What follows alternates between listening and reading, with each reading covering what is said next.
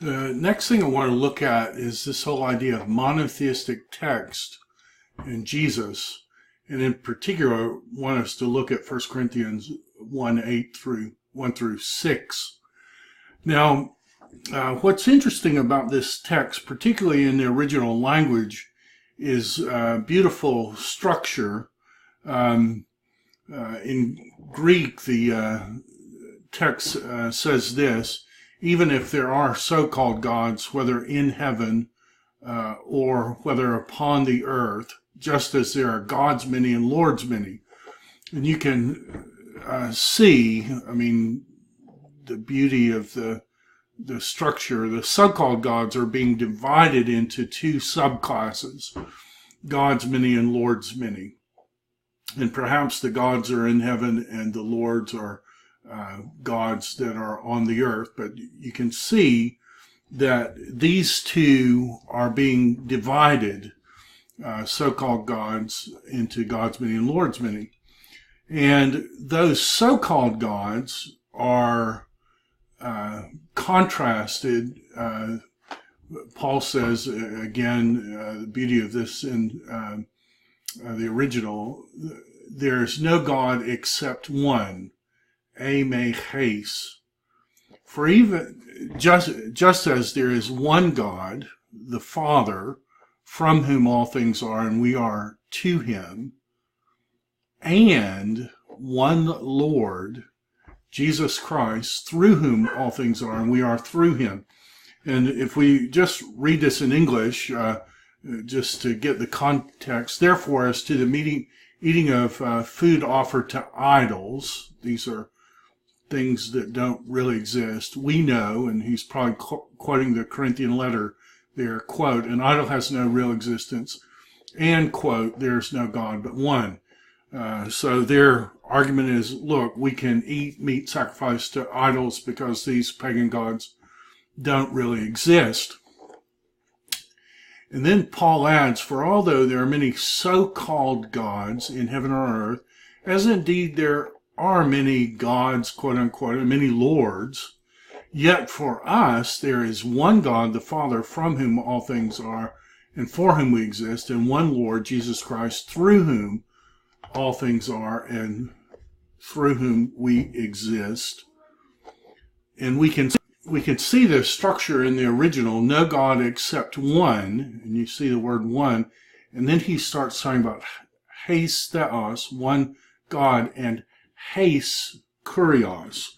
So what he's done is he's taken this one, and then he's divided it into the Father and Jesus. Now, what does that all mean, and why is it significant?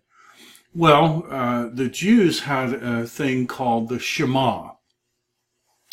And if we want to get at Paul's understanding of Jesus in relation to the Old Testament monotheism, what it means for us today, we've got to understand this thing called the Shema.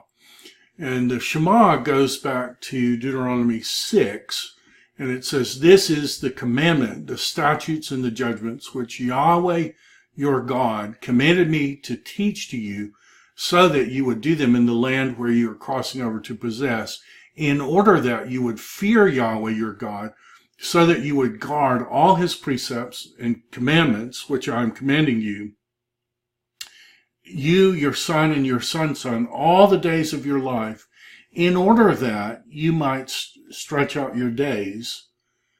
And then here is the Shema proper. Hear, O Israel. So in Hebrew, the Shema is Shema Israel, Adonai Eloheinu, Adonai Echad. So it's called a Shema because that's this word hear. Hear, O Israel, and guard them, do them, that it may be good for you, and that you all may become exceedingly great, just as Yahweh God of your fathers said to you, a land flowing with milk and honey. Shema Israel, Adonai Eloheinu, Adonai Echad. Now, this YHWH, which I've pronounced Yahweh, is called the Tetragrammaton, the four letters. And Jews would not say the Tetragrammaton out loud. Instead, they would replace it with the word Lord. And we follow that same thing in the English translations. Whenever you see capital L-O-R-D in an English translation, what they're telling you is that underneath that in the Hebrew text is this word YHWH. Adonai Eloheinu Adonai Echad. So it says, you shall love Yahweh, your Elohim, with all your heart, with all your soul, and with all your might. And these words which I'm commanding you today shall be in your heart, and you shall incisively teach them to your sons, and you will talk about them when you sit down in your house, when you go on the way, when you lie down, and when you rise up. You shall bind them on your hand as a sign, and they shall be in front of your very eyes, and you shall write them on your doorposts and on your gates. So Jewish people take this very seriously. And this is a copy of the Shema, Shema Israel, Adonai Eloheinu Adonai Echad. They capitalize this letter and this letter because those two together spell out the word witness, and they want this to be a witness. Blessed be the name of the glory of his kingdom forever and ever. You will ahavta, you will love Yahweh your Elohim with all your heart, with all your soul, with all your mind. And the Shema says, say the Shema when you get up, when you lie down, when you walk in the way. You can go on Amazon.com and buy a handwritten copy of the Shema. You can buy jewelry, Shema Israel, Elohim, slightly misspelling the word God to not profane his name. Adonai Echad, the Lord is one. You can get the same thing in a necklace here. You can get it in a ring, all showing the seriousness of the Shema. A Jewish person, by the time they were 50 years old, may have said the Shema 10,000 times, 3 times a day for 50 years. They would bind these things, and in that little box is a copy of the Shema, and in the little box on the arm is a copy of the Shema. If you've ever been over a Jewish friend's house, they'll have a thing called a mezuzah, and in that mezuzah is a copy of the Shema. Jesus, when asked what's the greatest commandment, Jesus quoted the Shema. Hear, O Israel, the Lord our God, the Lord is one. You shall love, ahavta and Adonai. You will love the Lord your God from your whole heart, your whole soul, from your whole mind, from your whole strength. And this is the second. Love your neighbor the same way you love yourself. There is no other command greater than these two commands. Again, he says this is the first and great commandment. Now, what's interesting about 1 Corinthians 8, 1-6 is that Paul is alluding to the Shema. He says in Corinthians 8:3, knowledge puffs up, but love builds up. He's saying, look, you Corinthians are using theology to justify eating meat sacrificed to idols. Will know up front that knowledge puffs people up, but love builds up. If someone thinks he knows something, quote unquote, he has not yet come to know it as he should. But if someone loves God, you will love the Lord your God. This one has been known by him. And then he quotes, we know that an idol is nothing and that there is no God except one. And you can almost hear ringing in Paul's lips as he got up in the morning, Shema Israel, Adonai Eloheinu, Adonai Echad. Paul has in mind here the Shema. But what's interesting is Paul has contrasted this no God but one with the so-called gods. And that in and of itself was exactly what you should expect. It's what's there, no God but one, and contrasting that with the so-called gods. But you've seen that he splits the so-called gods into two groups, God's many and Lord's many.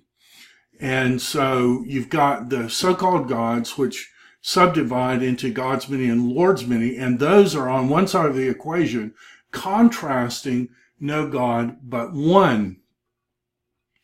Well, Paul's doing the same thing. He's contrasting the God's many with one God. They're so-called gods. These are all untrue, false gods. God's many contrast to the one God. But he also says one Lord. And you think about what he's doing. He has split the Shema. And he's applying this half of it to God the Father and this half to the one Lord Jesus Christ. So he's got a line that divides conceptually between the things that are true gods and the things that are false God. And clearly Jesus is on the true God side. And if you're interested in this, there's a very good doctoral dissertation at Oxford University by a man named Paul Rainbow on Christology and monotheism. And he looks at 1 Corinthians 8, 1-6, and he comes up with exactly this thing, the dividing between the true God and the false God, and Jesus is clearly on the true God side. So you have so-called gods, no God, but one God's many, Lord's many, one God, one Lord. And what that means is that who is Jesus? Well, Jesus is included within the concept of the one God of monotheism. Jesus clearly is not outside of the concept of the one. He is inside the concept of the one God of monotheism. So we'll look at some more things in a later video, but for now, see you.